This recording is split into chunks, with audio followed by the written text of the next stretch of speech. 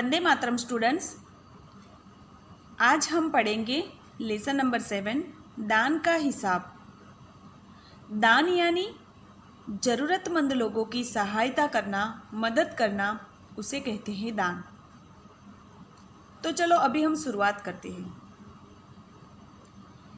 एक था राजा। राजा जी लकदक कपड़े पहनकर यूं तो हजारों रुपए खर्च करते रहते थे, पर दान के वक्त उनकी मुट्ठी बंद हो जाती थी। एक राजा था जो कैसे कपड़े पहनता था?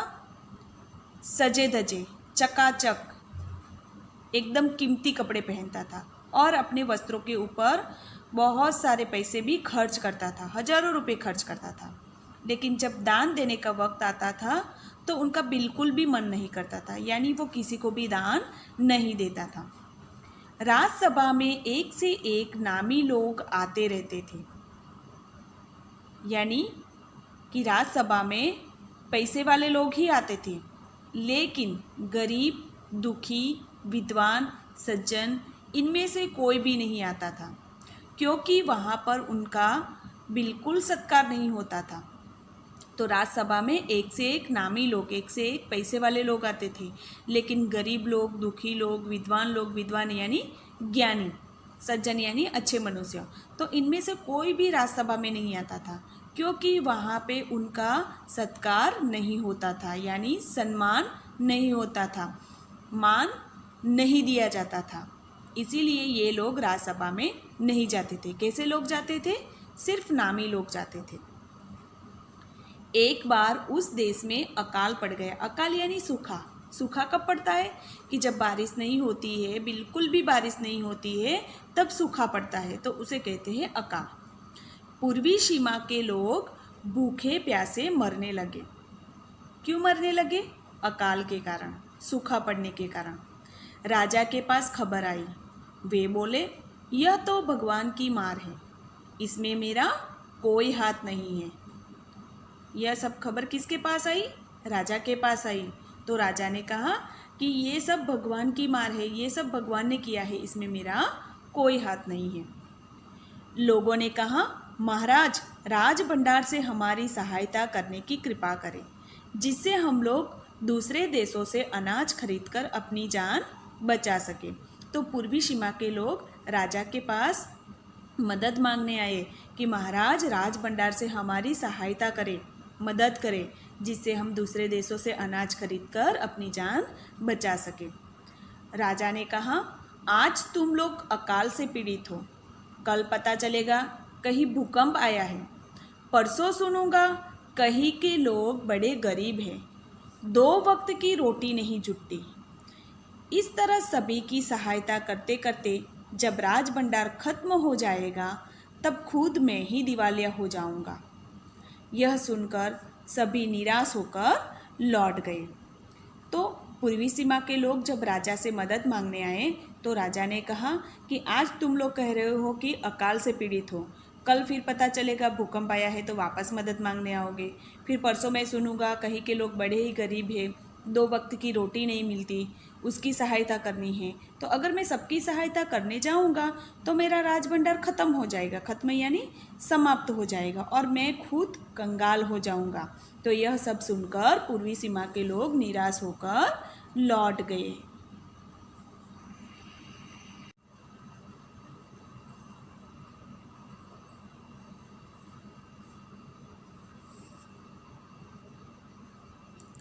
इधर अकाल का प्रकोप फैलता ही जा रहा था। न जाने रोज कितने ही लोग भूख से मरने लगे। लोग फिर राजा के पास पहुँचे। उन्होंने राज्यसभा में गुहार लगाई, दुहाई महाराज, आपसे ज़्यादा कुछ नहीं चाहते, सिर्फ 10,000 रुपये हमें दे दे तो हम आधा पेट खाकर भी जिंदा रह जाएंगे। यानी कि अकाल बढ़ता ही जा रहा था, जिससे रोज बहुत सारे लोग मरने लगे थे, कितने ही लोग मर चुके थे।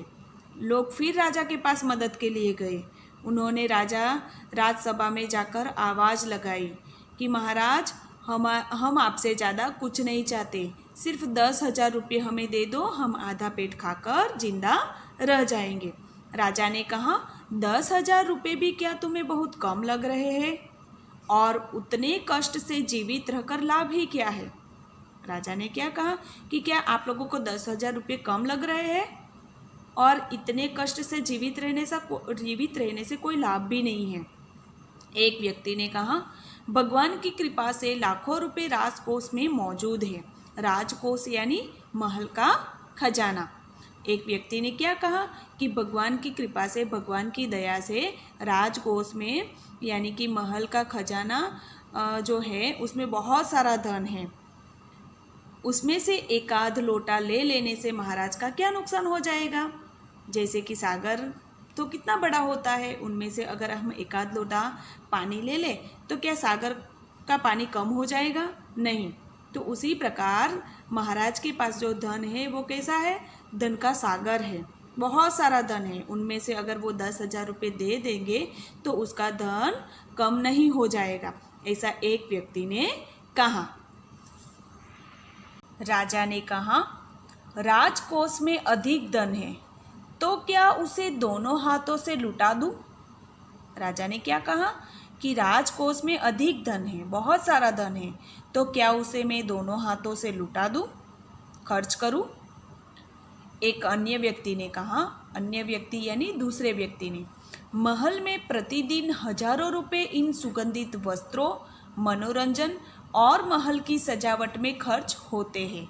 यानी दूसरे व्यक्ति ने क्या कहा कि जो राजा से मदद मांगने आए थे उनमें से एक दूसरे व्यक्ति ने क्या कहा कि महल में प्रतिदिन यानी हर रोज हजारों रुपए सुगंधित वस्त्रों, मनोरंजन और महल की सजावट में खर्च होते हैं। यदि इन रुपयों में से ही थोड़ा सा धन जरूरतमंदों को मिल जाए तो उन दुखियों की जान बच जाएगी। कि अगर ये महल में जो सुगंधित वस्त्रों के ऊपर खर्च होते हैं, मनोरंजन के ऊपर खर्च होते हैं, महल की सजावट में खर्च होते हैं, उनमें से यदि थोड़ा सा धन जरूरतमंदों को मिल जाए तो फिर उन दुखियों की जान बच जाएगी, ऐसा दूसरे व्यक्ति ने कहा। यह सुनकर राजा को क्रोध आ गया। क्रोध यानी गुस्सा। वह गुस्से से बोला, खुद भिखारी होकर मुझे उपदेश दे रहे हो? उपदेश यानी सलाह, कि आप तो खुद भिखारी हो और मुझे सलाह दे रहे हो। मेरा रुपया है, मैं चाहे उसे उबाल कर खाऊं चाहे तल कर, मेरी मर्जी। तुम अगर इसी तरह बकवास करोगे तो मुश्किल में पड़ जाओगे, इसलिए इसी वक्त तुम चुपचाप खिसक जाओ। यानी राजा को जब कहा गया कि आप जो महल की सजावट में खर्च करते हो, सुगंधित वस्त्रों में खर्च करते हो, मनोरंजन के लिए खर्च करते हो, उनमें से अगर थोड़ा सा रुपया अगर ज़रूरतमंदों को मिल जाए तो उन दुखियों की जान बच जाएगी, ऐसा दूसरे व्यक्ति ने कहा। तब राजा को क्रोध आ गया और फिर वो बोलने लगा कि खुद भिखारी होकर मुझे सलाह दे रहे हो, मेरा रुपया है, मैं चाहे उसे उबाल कर खाऊँ या तल कर, मेरी मर्जी, ऐसा राजा ने उस व्यक्ति को कहा। और फिर कहा कि तुम अगर ऐसे ही बकवास करोगे तो मुश्किल में पड़ जाओगे, इसीलिए तुम इसी वक्त यहाँ से चले जाओ। राजा का क्रोध देखकर लोग वहाँ से चले गए। राजा हंसते हुए बोला, छोटे मुंह बड़ी बात, अगर 100-200 रुपये होते तो एक बार सोच भी सकता था। पहरेदारों की खुराक यानी खोराक, भोजन, खाना 2-4 दिन कम कर देता और यह रकम पूरी भी हो जाती, मगर 100-200 से इन लोगों का पेट नहीं भरेगा। एकदम 10,000 मांग बैठे। छोटे लोगों के कारण नाक में दम हो गया है। नाक में दम होना यानी परेशान होना। यानी राजा का क्रोध देखकर वो लोग वहाँ से चले गए। और फिर राजा हंसते हुए बोला कि अगर 100-200 रुपये ये लोग मांगते तो शायद मैं सोचता। और फिर वो कैसे वसूल करता? पहरेदारों की खुराक कम करके। लेकिन फिर राजा बोलने लगा कि 100-200 रुपये से इन लोगों का पेट नहीं भरेगा, ये लोग तो 10,000 रुपये मांग बैठे। और फिर कहने लगे कि छोटे लोगों के कारण नाक में दम हो गया है, यानी छोटे लोगों ने मुझे परेशान करके रख दिया है। यह सुनकर वहाँ उपस्थित लोग हाँ हूँ कहकर रह गए। मगर मन ही मन उन्होंने भी सोचा, राजा ने यह ठीक नहीं किया। जरूरतमंदों की सहायता करना तो राजा का कर्तव्य है, कर्तव्य यानी फर्ज। तो वहाँ पे जो नामी लोग खड़े थे राजसभा में, वो भी राजा की बात में हाँ में हाँ करने लगे।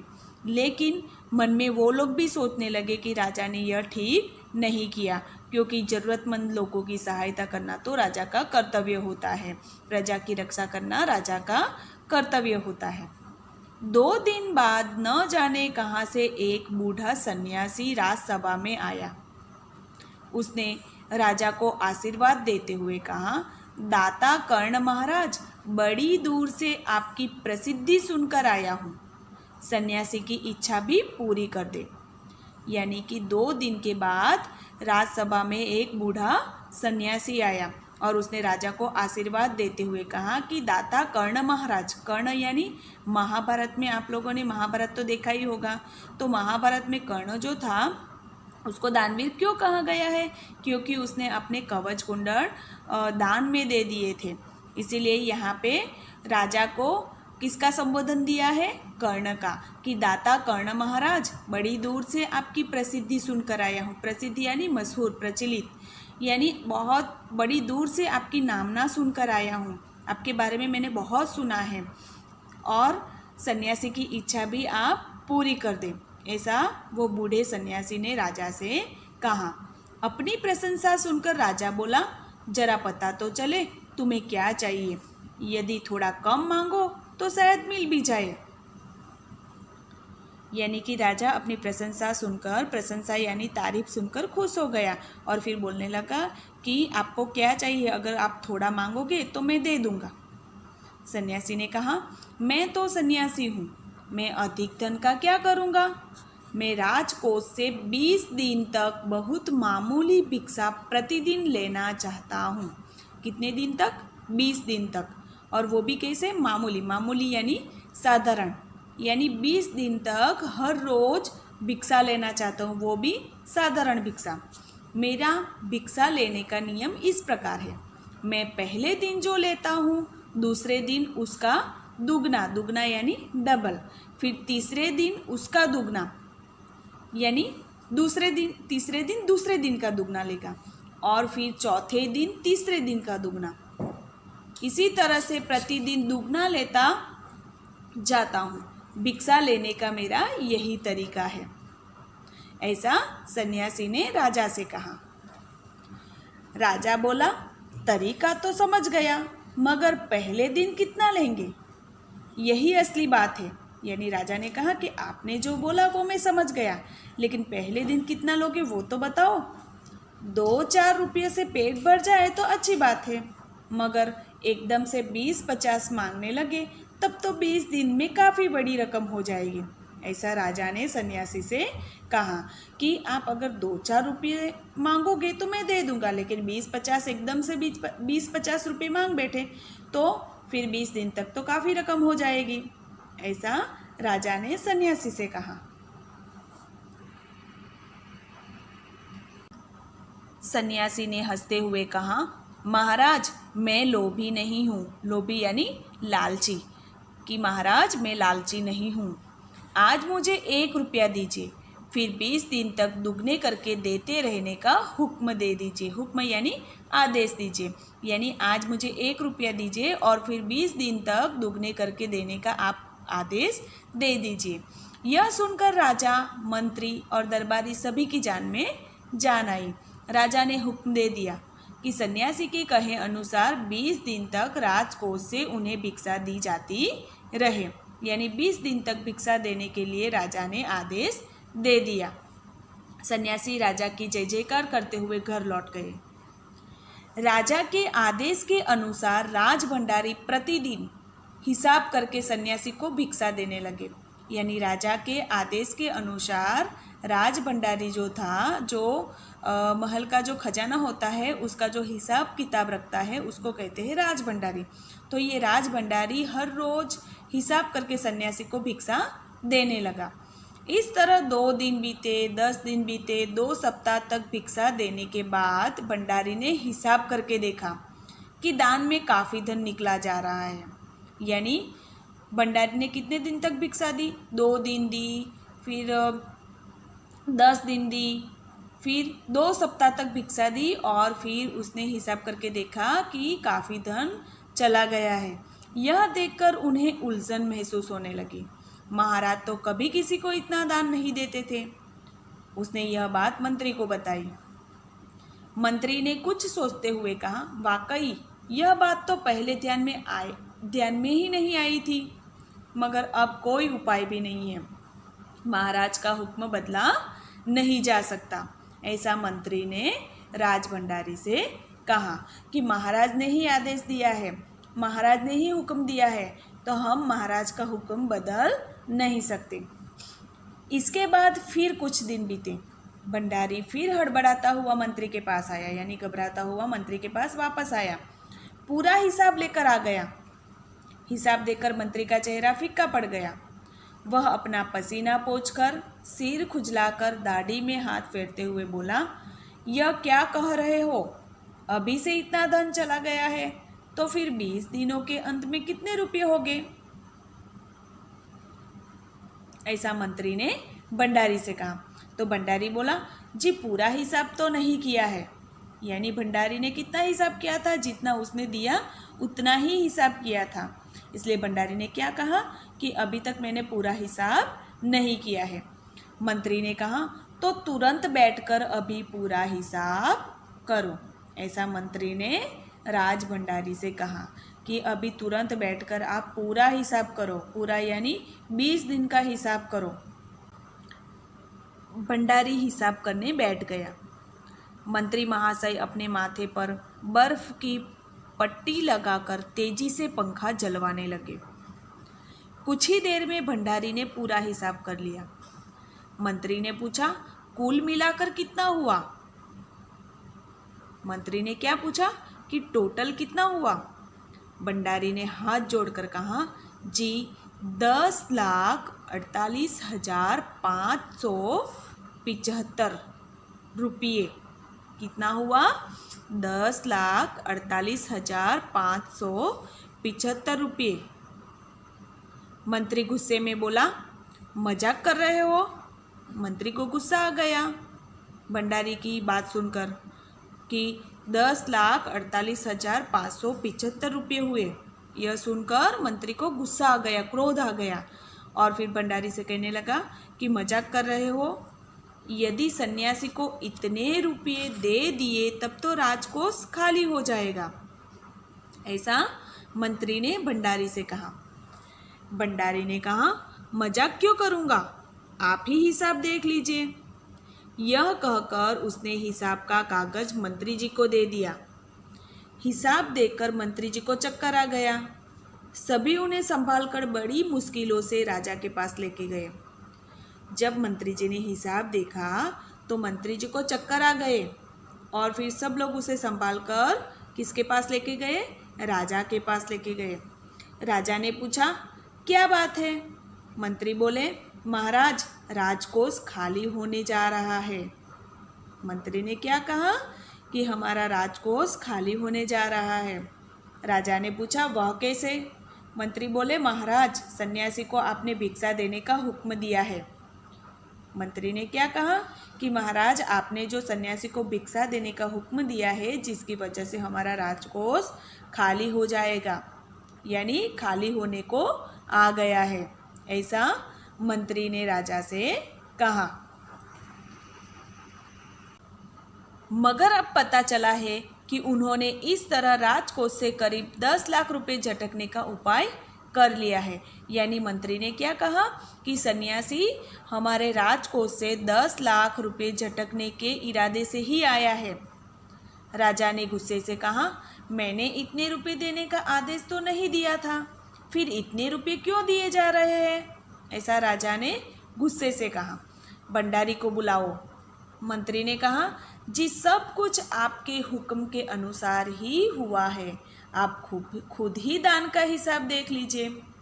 जब राजा ने कहा ना कि मैंने इतने रुपए देने का तो आदेश दिया ही नहीं था, फिर इतने रुपए क्यों दिए जा रहे हैं? इसलिए राजा ने भंडारी को बुलाया। तब मंत्री ने कहा कि महाराज, आपने ही आदेश दिया है और आपके आदेश के अनुसार ही हम लोग सन्यासी को भिक्षा दे रहे हैं। और फिर मंत्री ने कहा कि आप खुद दान का हिसाब देख लीजिए। देखो यहाँ पे दान का हिसाब दिया गया है। राजा ने उसे एक बार देखा, 2 बार देखा, इसके बाद वह बेहोश हो गया। काफ़ी कोशिशों के बाद उनके होश में आ जाने पर लोग सन्यासी को बुलाने दौड़े, यानी राजा भी बेहोश हो गए हिसाब देखकर।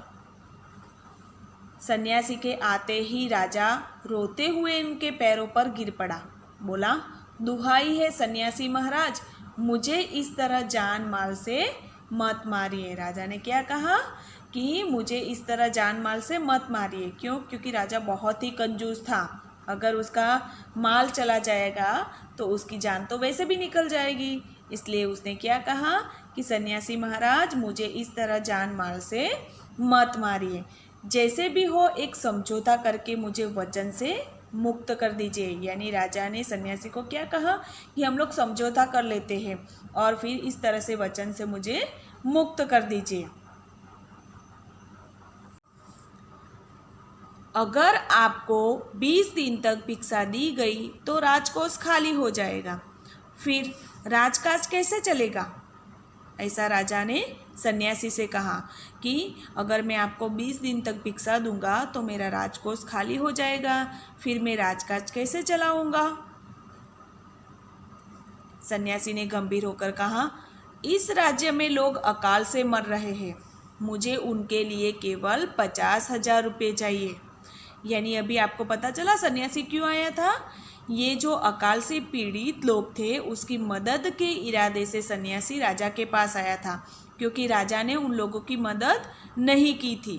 इसीलिए सन्यासी वो अकाल से पीड़ित लोगों की मदद के इरादे से राजा के पास आया था। और सन्यासी ने क्या कहा कि राज्य में अकाल से बहुत सारे लोग मर रहे हैं और उसके लिए मुझे कितने रुपये चाहिए? 50,000 रुपये। वह रुपया मिलते ही मैं समझूंगा मुझे पूरी भिक्षा मिल गई। यानी मुझे 50,000 आप दोगे तो फिर मैं समझ लूँगा कि मुझे पूरी भिक्षा मिल गई। राजा ने कहा, परंतु उस दिन एक आदमी ने मुझसे कहा था कि लोगों के लिए 10,000 रुपये ही बहुत होगी। राजा ने देखो, जब राजा को पता चला ना कि सन्यासी किसके लिए आया था, अकाल से पीड़ित लोगों की मदद के लिए आया था, तब राजा ने क्या कहा कि उस दिन तो एक आदमी ने मुझसे सिर्फ 10,000 रुपये मांगे थे और 10,000 रुपये बहुत हो जाएंगे। फिर सन्यासी ने क्या कहा, मगर आज मैं कहता हूँ कि 50,000 से 1 पैसा कम नहीं लूँगा। सन्यासी ने कहा, क्या कहा कि मैं 50,000 से 1 पैसा कम नहीं लूँगा। राजा गिड़गिड़ाया, मंत्री गिड़गिड़ाए, सभी गिड़गिड़ाए, यानी सब राजा से रिक्वेस्ट करने लगे, मगर सन्यासी अपने वचन पर डटा रहा। यानी सन्यासी ने कितने रुपये मांगे? 50,000 रुपये। आखिरकार लाचार यानी विवश, आखिरकार लाचार होकर राजकोष से 50,000 रुपये सन्यासी को देने के बाद ही राजा की जान बची। यानी सन्यासी को 50,000 रुपये दिए गए, तभी राजा की जान में जान आई। पूरे देश में खबर फैल गई कि अकाल के कारण राजकोष से 50,000 रुपये राहत में दिए गए हैं और सभी ने कहा, हमारे महाराज कर्ण जैसे ही दानी हैं। यानी पूरे राज्य में कौन सी खबर फैल गई कि अकाल के कारण राजकोष से यानी महल के खजाने से 50,000 रुपये राहत में दिए गए और सभी ने क्या कहा कि हमारे महाराज भी कर्ण जैसे ही दानी है। यानी जैसे कर्ण दानी है वैसे ही हमारे महाराज भी दानी हैं। इसीलिए कहा गया कि हमारे महाराज कर्ण जैसे ही दानी हैं। ये जो लेसन है, ये जो पाठ है, उसके लेखक कौन है? सुकुमार राय। धन्यवाद।